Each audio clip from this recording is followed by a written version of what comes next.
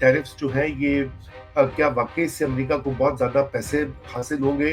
1897 में अमेरिका के गवर्नमेंट का अपना रेवेन्यू कलेक्ट करने का वो मेनली टैरिफ्स था। अमेरिका का 2024 में जो ट्रेड डेफिसिट था वो 1.2 ट्रिलियन 1200 अरब डॉलर था। वो समझते हैं अमेरिका के साथ ज्यादती होती है in terms of trades. Trump साहब ये समझते हैं कि WTO और फ्री ट्रेड वगैरह एग्रीमेंट्स वगैरह जो हुए हैं पिछले 30-35 साल के अंदर दुनिया के अंदर, उसकी वजह से बहुत सी मैन्युफैक्चरिंग, बहुत सी जॉब्स जो है वो अमेरिका से मूव होके दीगर ममालिक के अंदर चली गई हैं और अमेरिका जो है सारी वर्ल्ड को जो है वो अपनी इकोनॉमी को पीछे रख के दूसरों को फायदा दे रहा है। आप यूनाइटेड स्टेट्स का इंफ्रास्ट्रक्चर देखें, मतलब आप किसी और, आप दुबई चले जाएं, आप चाइना की किसी बड़ी सिटी के अंदर चले जाएं और उसको कंपेयर करें यूएस के इंफ्रास्ट्रक्चर से, there is serious investment that is needed in United states.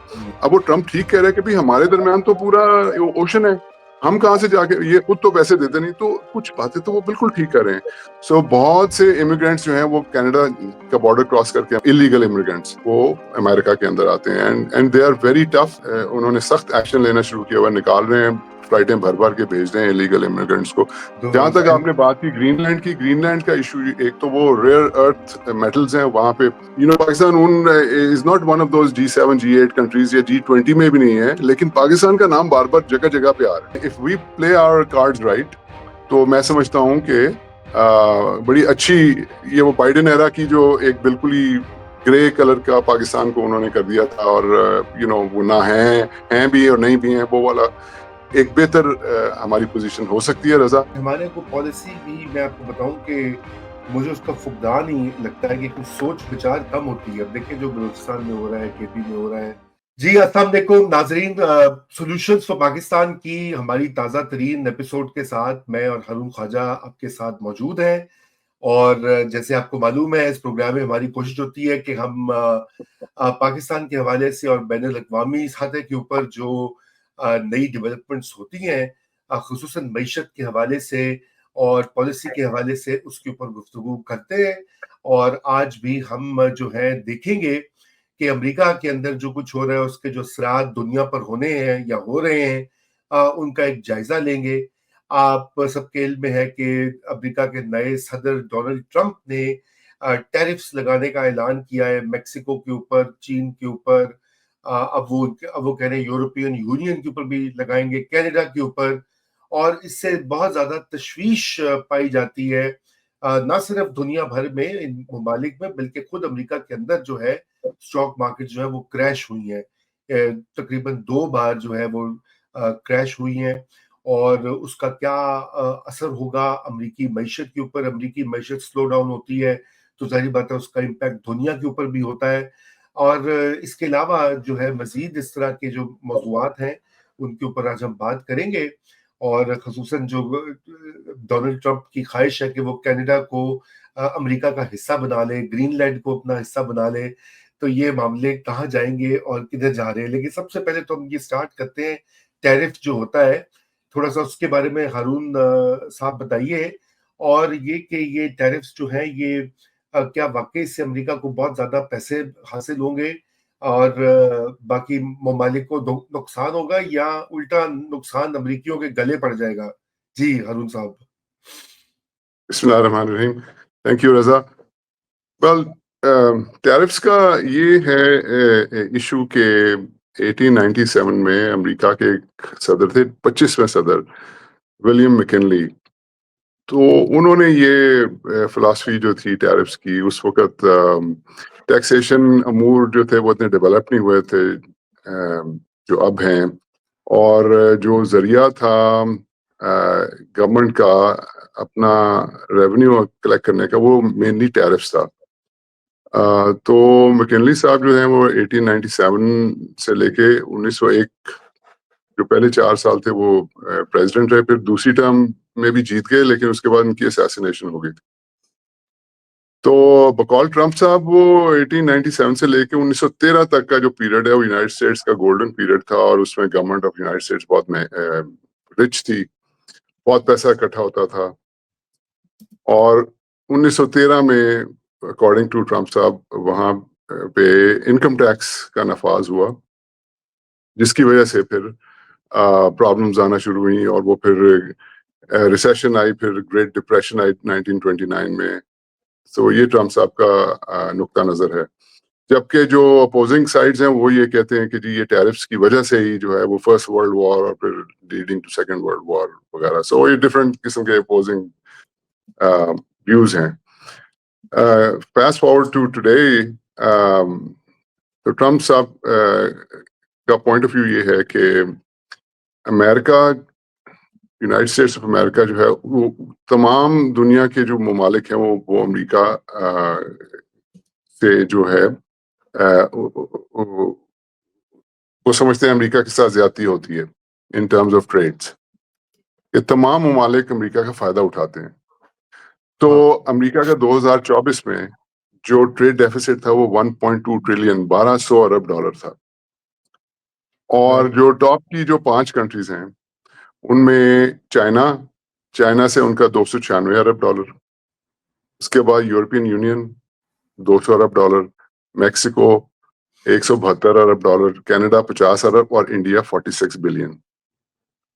तो ट्रम्प साहब ये समझते हैं कि इसकी वजह से और ये जो WTO और फ्री ट्रेड वगैरह एग्रीमेंट्स वगैरह जो हुए हैं पिछले 30-35 साल के अंदर दुनिया के अंदर, उसकी वजह से बहुत सी मैन्युफैक्चरिंग, बहुत सी जॉब्स जो है वो अमेरिका से मूव होके दीगर ममालिक के अंदर चली गई हैं। और अमेरिका जो है सारी वर्ल्ड को जो है वो उसकी इकॉनमी को चला रहा है अपनी इकॉनमी की बहस के ऊपर, अपनी इकॉनमी को पीछे रख के दूसरों को फायदा दे रहा है। और अब टाइम आ गया है बकौल ट्रम्प साहब कि इसको रिवर्स किया जाए और इस ज्यादती को जो है इक्विलिब्रियम पे लाया जाए, जिसके लिए उन्होंने कहा है कि जी जो मुल्क हमें जितना टैरिफ लगाएगा हम उसको वापस उतना टैरिफ लगा देंगे। यानी कि अगर कोई चीज, अमेरिकन चीज किसी दूसरे मुल्क में जाती है और वो $100 की है, उसके ऊपर 25% टैरिफ लगता है तो $125 यानी कि 25% वो गवर्नमेंट टैक्स चार्ज करती है। तो ट्रम्प साहब कह रहे हैं कि अगर वो मुल्क अपनी कोई आइटम भेजेगा तो हम भी उसके ऊपर 25% टैक्स लगा देंगे। सो वो बैलेंस करेंगे। गोल ये है ट्रम्प साहब का कि ये जो 1.2 ट्रिलियन डॉलर का ट्रेड डेफिसिट है इसको अगर खत्म नहीं किया जाए तो इसको कम से कम किया जाए। ये basically first step of this argument. आगे आप सवाल करें तो फिर करते हैं। नहीं, तो अब ये बताएं ना कि ये तो फिर लगा देंगे, लेकिन उनका ये कहना है जी हम ये इसलिए लगा रहे हैं कि जैसे आपने कहा कि वो हमारा फायदा उठा रहे हैं सारे और हमें इससे इजाफी पैसे वसूल होंगे जब हम लगाएंगे टैरिफ। तो अब ये सवाल, क्योंकि वो ये चाह रहे हैं कि यहाँ पर अमेरिकी जो बजट का खसारा है और जो स्पेंडिंग है उसको कम किया जाए और उसको बैलेंस किया जाए, लेकिन क्या वाकई ही में इतनी आमदनी हो जाएगी इन टैरिफ्स को लगाने से हारून साहब? या क्योंकि उसका असर जो अमेरिकी अवाम है उन पे भी तो पड़ेगा कि चीजें महंगी हो जाएंगी जो मैक्सिको से आ रही हैं, जो कनाडा से आ रही हैं, और एक तरह से ये टैरिफ तो लोगों के ऊपर टैक्स लग जाएगा। देखिए Raza, it's a very complicated, very deep and it's a very very broad subject. It's not really tariffs actually. इसकी मैं अब हमारा प्रोग्राम क्योंकि छोटा होता है इसलिए मैं जल्दी से बताता हूँ। देखिए बात यह है कि ये टैरिफ्स का तो जो फायदा इन डॉलर टर्म्स होगा कि नहीं होगा, ये तो बात माननी पड़ेगी कि इससे जो मैन्युफैक्चरिंग है और जो जॉब क्रिएशन है वो यूनाइटेड स्टेट्स के अंदर बढ़ेगी। मसलन ट्रम्प साहब कहते हैं कि जी कनाडा जो है वो हम 200 अरब डॉलर जो है की इंपोर्ट करता है अमेरिका कनाडा से, जिसके अंदर मेनली गाड़ियां हैं, एनर्जी और लंबर है। लंबर यानी कि लकड़ी की मसनूआत। लकड़ी जी। अब ट्रम्प साहब कह रहे हैं कि हमें तीनों चीजें नहीं चाहिए कनाडा से। वो लकड़ी की मसनूआत, वो कहते हैं जी दुनिया के सबसे ज्यादा जंगल जो है वो अमेरिका के अंदर है और ये डेमोक्रेट्स ने उसके ऊपर बैन लगाया हुआ कि दरख्त नहीं काट सकते। वो कहते हैं कि दरख्तों को काटें ताकि लकड़ी यूज हो और उसके अंदर रीप्लांट कर दें, जो कि होना चाहिए। आपको पता है हमने एक प्रोग्राम किया था, वो आग लग जाती है अमेरिका के अंदर, वो इतने घने जंगल हो जाते हैं। जी जी जी जी। 1-2 साल अगर बारिश नहीं होती तो आग लग, तो इट्स वेरी इंपॉर्टेंट कि उनको काट के रिप्लेनिश किया जाए। तो बिल्कुल सही कह रहे हैं वो। दूसरा वो कह रहे हैं जी हमें कोई जरूरत नहीं है कि कनाडा हमें गाड़ियां बना के भेजे, हमारी अपनी इधर बहुत बड़ी versatile, Detroit as you know वो capital, car capital of the world है, तो वहां पे बन सकती है, हमें कोई जरूरत नहीं है।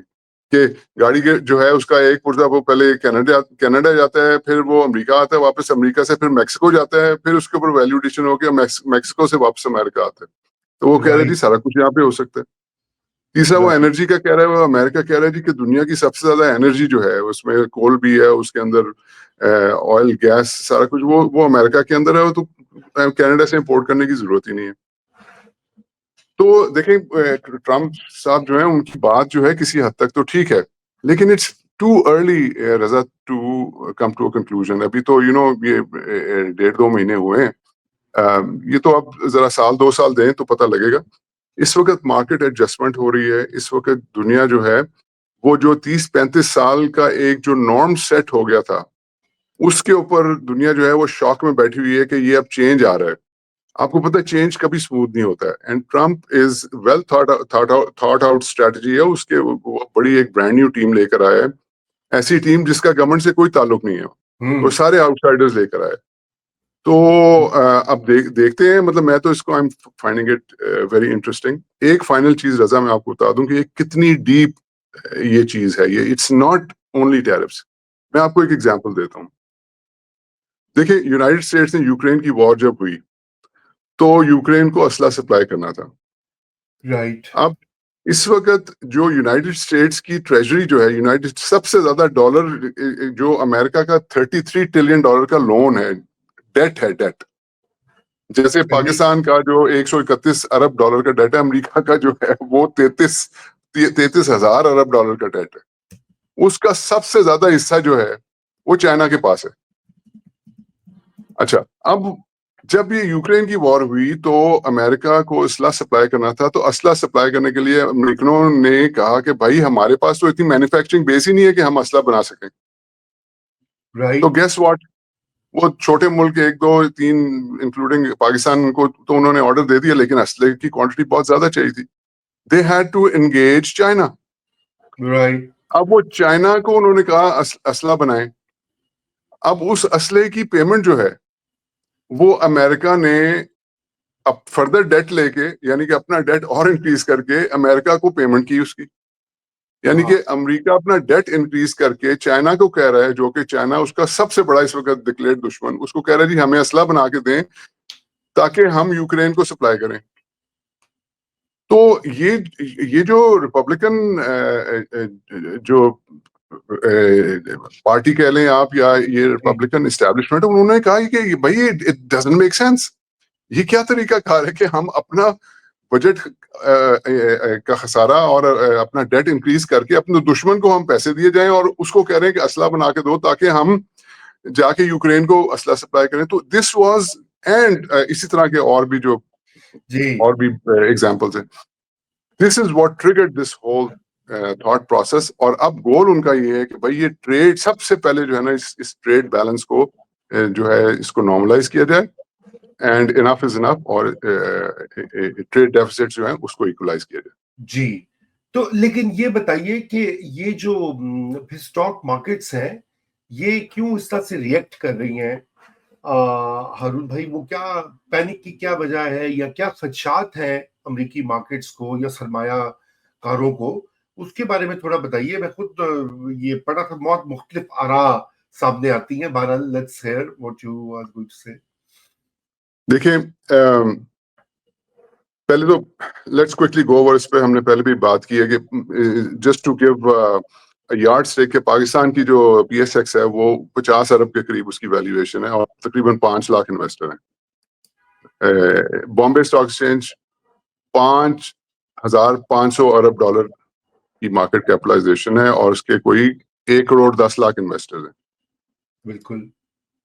अब न्यूयॉर्क स्टॉक एक्सचेंज जो है 32,000 अरब डॉलर की मार्केट कैप है और राइट, नंबर ऑफ इन्वेस्टर्स उसके इतने ज्यादा हैं कि अमेरिका के 60% हाउस होल्ड जो हैं वो स्टॉक एक्सचेंज के अंदर इन्वेस्ट करते हैं।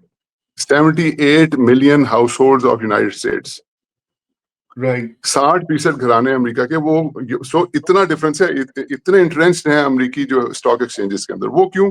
इसलिए कि रिटायरमेंट फंड जो होते हैं अमेरिका के अंदर, 401Ks वगैरह उनको कहते हैं, वो जिसका वो रिटायरमेंट फंड होता है उसके पास ये एबिलिटी है कि वो डिफरेंट जगह पे इन्वेस्ट कर सके।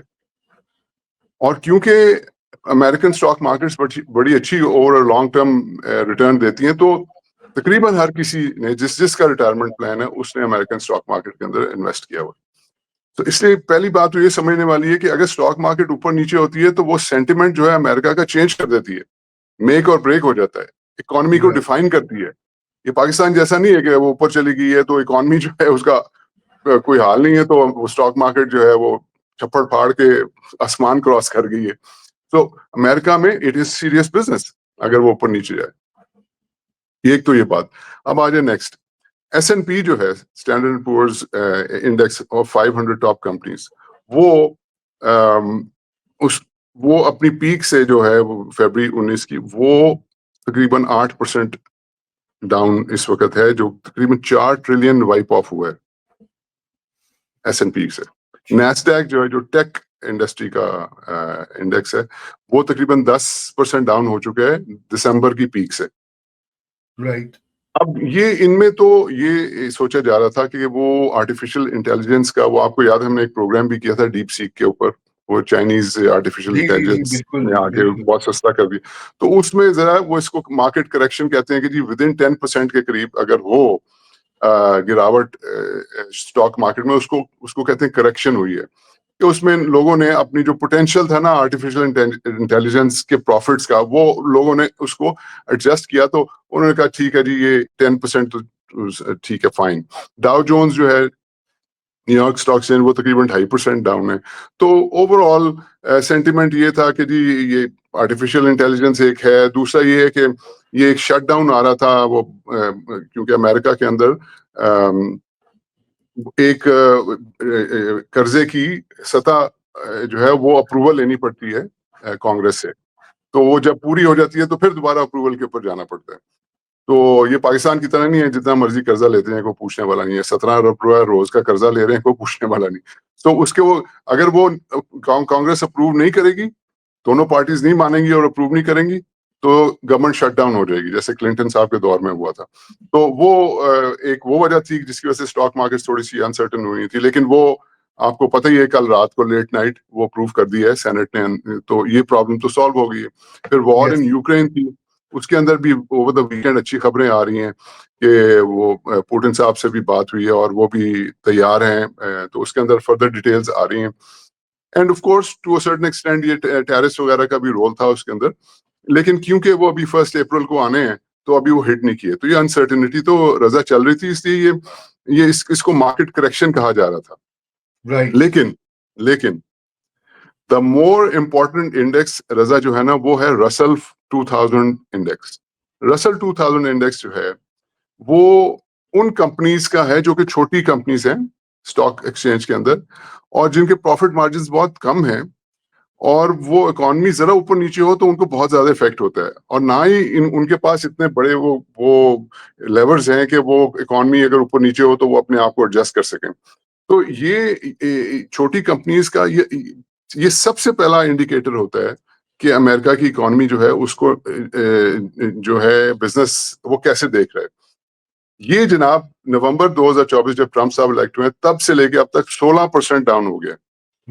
अब 10% जो है फॉल को वो कहते हैं करेक्शन है, 20% को कहते हैं कि ये बियर टेरिटरी, यानी कि रिसेशन लूम कर रही है, लोग एक्सपेक्ट करना शुरू कर रहे हैं। तो ये 16% नीचे जा चुकी है। ठीक है जी। अब वो इनका इंटरव्यू उन्होंने जब किया, वो कह रहे हैं जी अनसर्टेनिटी है क्योंकि टैरिफ्स, वो कह रहे हैं जी हायरिंग स्टॉप हो जाती है, वो कह रहे हैं स्पेंडिंग जो है लोग स्पेंड करना छोड़ देते हैं, which leads automatically to slow down in economy. फिर वो कह रहे हैं एयरलाइंस हैं, रिटेलर्स हैं, वो स्लो डाउन वार्न कर रहे हैं। वो कह रहे हैं जी फूड कंपनीज कह रही हैं हमारी कॉस्ट इंक्रीज हो रही हैं। फर्दर वो कह रहे हैं आप अपना फेडरल वर्कफोर्स जो है इस गवर्नमेंट ने आके उनको निकालना शुरू कर दिया धड़ाधड़, और गवर्नमेंट स्पेंडिंग जो है, जो कि एक और बहुत बड़ा तरीका है इकोनॉमी को चलाने का, वो स्पेंडिंग कम हो गई है। वो इलॉन मस्क साहब आके इधर उधर हर चीज बंद कर रहे हैं। और जो बाहर अमेरिका के बाहर जो हैं जो बायर्स अमेरिका के, वो एंटी अमेरिकन सेंटिमेंट जो है उससे भी हिट हो रहा है। ये सारी चीजें मिला के तो ये जो छोटी स्मॉल कंपनीज हैं स्टॉक एक्सचेंज के ऊपर, वो बहुत इस वक्त अनसर्टेनिटी के अंदर से गुजर रहे हैं। एंड 16% रसल 2000 इंडेक्स फॉल की है. So we have to be watching it very carefully in the next days and weeks to see कि किस तरफ जाता है मामला. तो आपका क्या ख्याल है हारून भाई कि ये रिकवरी स्टॉक मार्केट की हो जाएगी? आई मीन अब इसमें भी दो आ रहा है. कुछ लोग कहते हैं अमेरिकी इकोनॉमी इतनी बड़ी है और इतनी उसमें इनहेरेंट स्ट्रेंथ्स है कि ये दोबारा से जब भी थोड़ी क्लैरिटी आती है तो मार्केट्स बेहतर हो जाएंगी और दोबारा से सरमायाकारी बढ़ेगी. कुछ लोग कहते हैं नहीं, ट्रम्प की पॉलिसियां जो है ये बेयकीनी को बढ़ा रही हैं और लोगों को पता नहीं लग रहा कि कल क्या होना है, परसों क्या होना है, अगला फैसला कौन सा कर देगा वो. तो आपकी वैसे क्या आपकी असेसमेंट है? रजा, अगर आप मेरा पर्सनल ओपिनियन वो तो आपको पता ही होगा. मैं तो समझता हूं कि देखें, मैं तो अग्री करता हूं. ये जो स्टेलमेट हुई थी पिछले 30-40 साल से, something had to happen in order for things to start moving in the right direction. आप यूनाइटेड स्टेट्स का इंफ्रास्ट्रक्चर देखें, मतलब आप दुबई चले जाएं, आप चाइना की किसी बड़ी सिटी के अंदर चले जाएं और उसको कंपेयर करें यूएस के इंफ्रास्ट्रक्चर से. I mean there is serious investment that is needed in United States. इसी तरह ये गवर्नमेंट जो है यूएस की, वो मतलब आपको मैं बताऊं कि 1978 में जब रेगन साहब इलेक्ट हुए तो उनका बड़ा फेमस फिक्रा था. उन्होंने आके अपनी इनॉग्रल स्पीच में कहा था कि government is not the solution to our problem, government is the problem. उस वक्त भी इतनी ब्लोटेड थी ये गवर्नमेंट. तो ये मैं तो समझता हूँ बिल्कुल ठीक कर रहे हैं, ये गवर्नमेंट का साइज छोटा कर रहे हैं. मैं समझता हूँ बिल्कुल ठीक कर रहे हैं, टैरिफ्स लगा रहे हैं ताकि लोग उनका एडवांटेज लेना बंद करें. अब नेटो को आप देखें ना, देयर वो 4 साल में 650 बिलियन के करीब यूनाइटेड स्टेट्स की कंट्रीब्यूशन है. और जबकि नेटो प्रोटेक्ट किन को करता है? वो सारे यूरोप को करता है प्रोटेक्ट. अब वो ट्रम्प ठीक कह रहा है कि भाई हमारे दरमियान तो पूरा ओशन है, हम कहां से जाके, ये खुद तो पैसे देते नहीं. तो कुछ बातें तो वो बिल्कुल ठीक कर रहे हैं. और मैं समझता हूँ with his business background and with the team that he has, Scott Bessent वगैरह जो हैं, ये देयर मतलब खुद बिलियनर्स हैं, उनको पता है कि what matters in the economy. मैं समझता हूँ कि कुछ थोड़े बहुत आएंगे बम्प्स, लेकिन eventually in the coming weeks and months I think stable होना शुरू हो जाएंगी चीजें. राइट. हाँ, अच्छा, यानी कि स्टेबिलिटी की तरफ जाएंगे. उतना पैनिक नहीं होना चाहिए जितना लोगों ने शायद बना दिया हुआ है. इसलिए रजा क्योंकि आपको पता है ना, वो main stream media United states का जो है वो लिबरल है.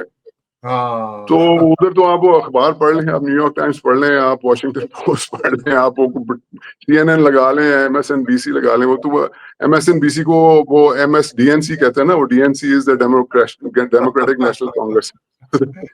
तो मीडिया में तो खैर उनके खिलाफ ही ज्यादातर है. जी, मीडिया तो बहुत हॉस्टाइल वो कह भी रहा है, ट्रम्प और रोध हो भी रहा है इसी चक्कर में. बहरहाल तो बट अच्छा, लेकिन अभी इन्हीं मामलात से जुड़े हुए उसके सियासी अज़ाइम भी हैं. मसलन ये कि कनाडा को वो कहता है कि जी अमेरिका की इकोनॉमी 51st स्टेट बन जाए, और ग्रीनलैंड जो है वहां पे डेनमार्क के साथ वो कहता है जी हमारी सिक्योरिटी के लिए बहुत जरूरी है. तो वो ये भी उसने कहा. तो अब ये बताइए कि ये वाले मामलात कहाँ जाएंगे और किस हद तक ये उसको इस पे अमल करवा पाएगा? देखिए, कनाडा का वो ये कह रहे हैं कि ट्रम्प साहब ये कहते हैं कि देखें, उनकी इकोनॉमी जो है वो टोटली अमेरिका पे डिपेंडेंट है.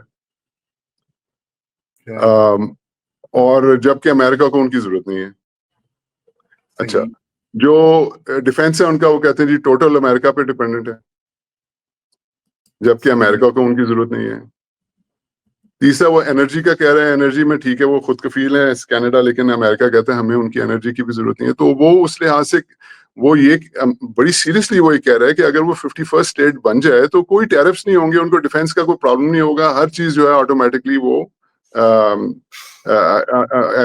As a very proud state of United States बन जाएगी. Although it's a far fetched idea, लेकिन I think in order again to balance the equation with Canada, the main problem they're having with Canada are two problems. Number one is immigrants.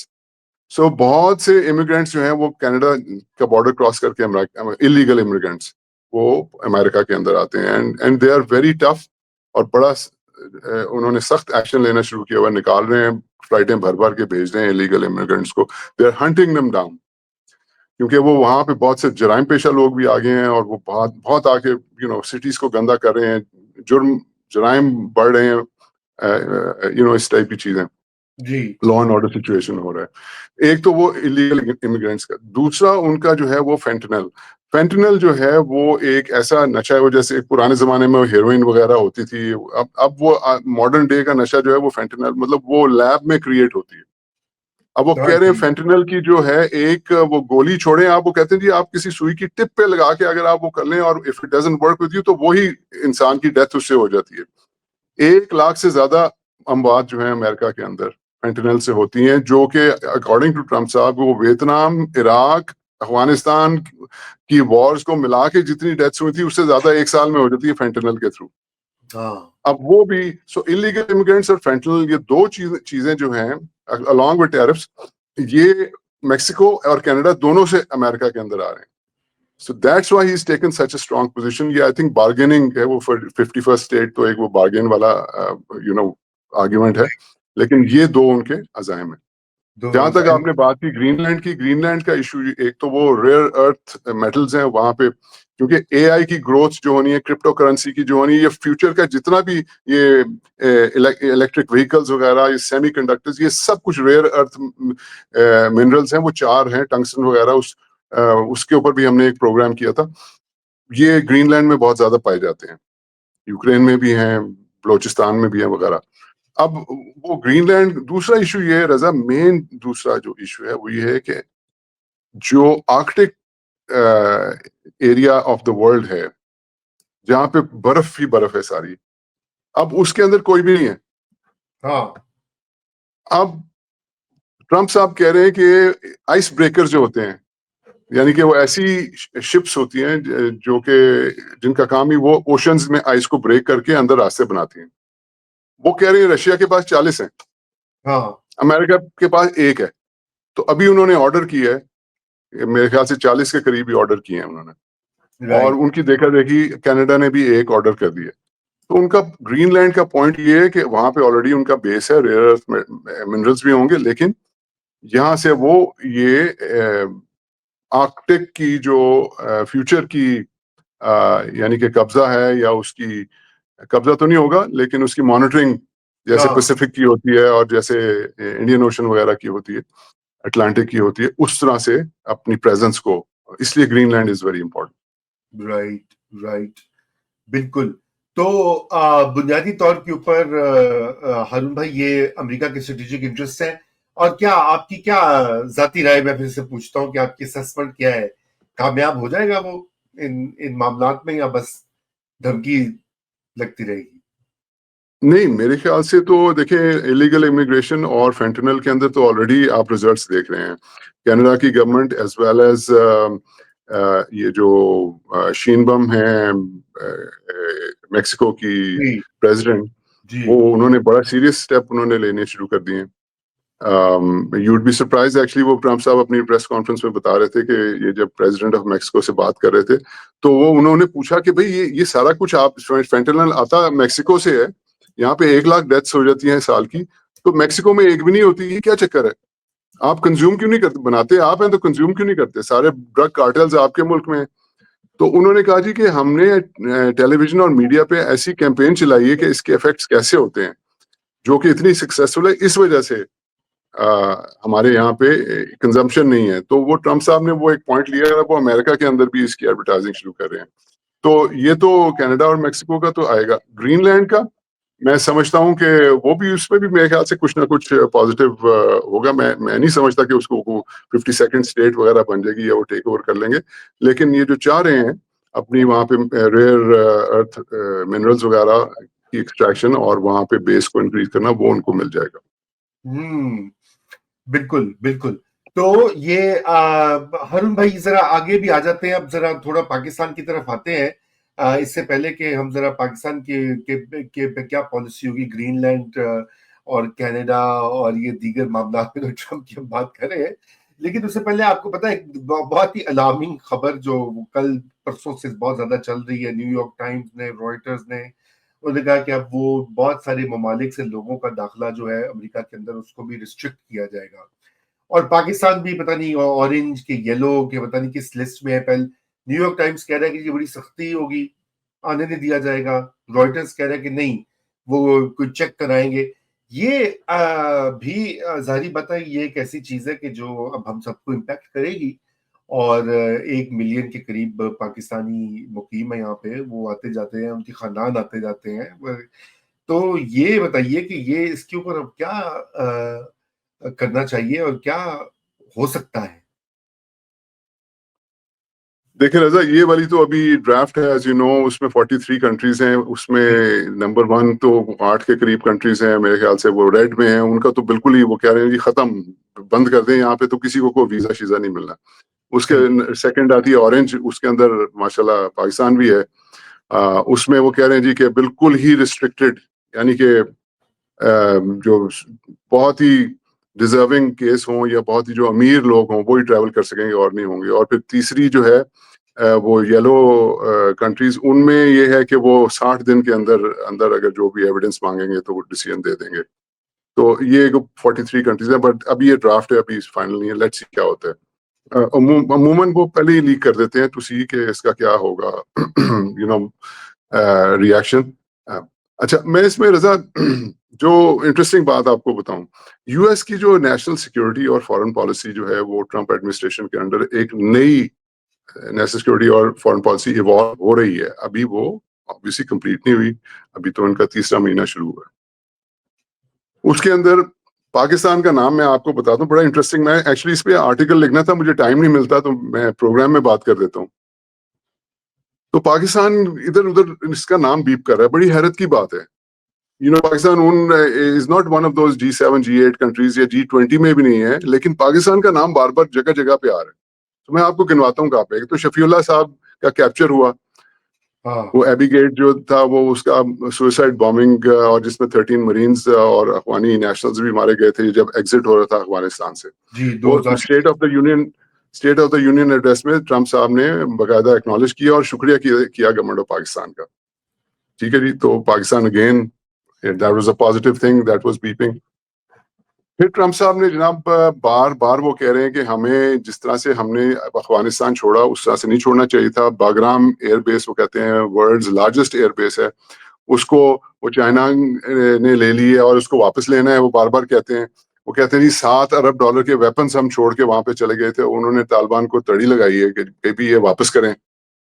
तो जब ये बातें होती है तो अगेन, अगर ये होगा, मैं वैसे ही बिल फर्ज कह रहा हूँ, तो ये कैसे होगा? जाहिर है इस खत्ते में तो एक ही ऑपरेटिंग एजेंसी है, वो हमारी स्टैब्लिशमेंट है। सो अगेन कहीं ना कहीं से पाकिस्तान वहां पे नजर आ रहा है। तीसरा, अभी हमने बात की ये 43 कंट्रीज में, उधर जरा नेगेटिव बीप कर रहा है, ऑरेंज पे आ गया। फिर आपको इंटरेस्टिंगली बताऊं, कल या परसों एक प्रेस कॉन्फ्रेंस में उन्होंने कहा जी कि मैं, किसी ने सवाल किया जी आप पुतिन साहब के साथ बैठेंगे, आप अपना ये जो न्यूक्लियर स्टॉक पाइल है उसको कम करेंगे? उन्होंने कहा जी कि बिल्कुल मैं चाहता हूं कि मैं पुतिन साहब के साथ बैठूं, क्योंकि सबसे ज्यादा हम दोनों के पास हैं, उसके बाद चाइना के पास बहुत ज्यादा है, और उसके बाद पाकिस्तान और इंडिया के पास बहुत ज्यादा है। वहां पे भी पाकिस्तान का जिक्र खैर आ गया। फिर जनाब गाजा के अंदर बात हो रही है पीस कीपिंग की, तो उधर भी अभी डायरेक्ट नाम तो नहीं आया है, लेकिन पीस कीपिंग की जहां आपको पता है बात आती है, वहां पे भी हम लोग हाजिर खिदमत होते हैं हमेशा, दुनिया में हर जगह। बड़ा अच्छा हमारा नाम है यूनाइटेड नेशंस के अंदर।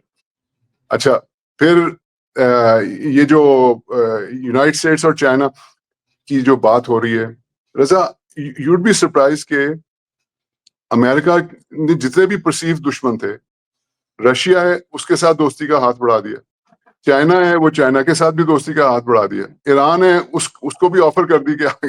और वो जितने दोस्त हैं वो सर पकड़ के बैठे हुए कि ये क्या हो रहा है। हाँ। तो वो सारी यूरोपियन यूनियन वो यूक्रेन सर पकड़ के बैठे हुए, इधर इंडिया सर पकड़ के बैठा हुआ है कि ये क्या, जो चाइना के साथ दोस्ती करेंगे हमारा क्या होगा। तो मैं समझता हूँ कि बड़ी इंटरेस्टिंग ये है, पाकिस्तान बहुत इंटरेस्टिंग एक पोजीशन के अंदर है। And you know it's an evolving, as I said, national security and foreign policy. But if we play our cards right, तो मैं समझता हूँ कि बड़ी अच्छी ये वो बाइडेन एरा की जो एक बिल्कुल ही ग्रे कलर का पाकिस्तान को उन्होंने कर दिया था, और वो ना हैं भी और नहीं भी हैं, वो वाला एक बेहतर हमारी पोजीशन हो सकती है रजा। एंड फाइनली उसको करने के लिए रजा, इट्स वेरी इंपॉर्टेंट दैट हम अपनी कंट्री जो है, देखिए अगर हम अपनी कंट्री को बनाना रिपब्लिक की तरह चलाएंगे तो हमें बनाना रिपब्लिक की तरह ट्रीट किया जाएगा। सो मेरा फाइनल कमेंट ये है कि अगर हम अमेरिकन नेशनल सिक्योरिटी स्ट्रेटजी और फॉरेन पॉलिसी के अंदर एक अच्छे तरीके से रिकग्नाइज होना चाहते हैं तो हमें एक प्रॉपर कंट्री की तरह फंक्शन करना है, और उसका पहला स्टेप ये है, वो है रिप्रेजेंटेटिव गवर्नमेंट। अवाम की सपोर्ट के साथ जो गवर्नमेंट, सिर्फ वही इज्जत ले सकती है। बिल्कुल, ये तो बात दुरुस्त है आपकी कि लेकिन मेरे ख्याल से इसमें अहम चीज ये भी है कि हमारे यहाँ आपने ये सही कहा कि इंटरनल फैक्टर्स, लेकिन हमारे यहाँ को पॉलिसी भी, मैं आपको बताऊं कि मुझे उसका फुकदान ही लगता है कि कुछ सोच विचार कम होती है। अब देखिए जो बलूचिस्तान में हो रहा है, केपी में हो रहा है, थिंकिंग जो है वो बड़ी लिमिटेड है। लेकिन बहरहाल आज की ये बड़ी अच्छी रही हमारी नशिस्त। उम्मीद करते हैं कि नाजरीन ने भी जो ये खदशात और रोज वो खबरें पढ़े हैं उनको भी मालूमात मिली होगी। बहुत शुक्रिया हारून भाई टाइम का। और नाजरीन, आपको ये पसंद आए वीडियो तो आपने शेयर करनी है, लाइक करनी है। कोई सवालात या कमेंट्स है तो बिल्कुल दिल खोल के, लेकिन एहतियात से। और इसके साथ ही खुदा हाफिज, और हम अब मिलेंगे 2 हफ्ते के बाद।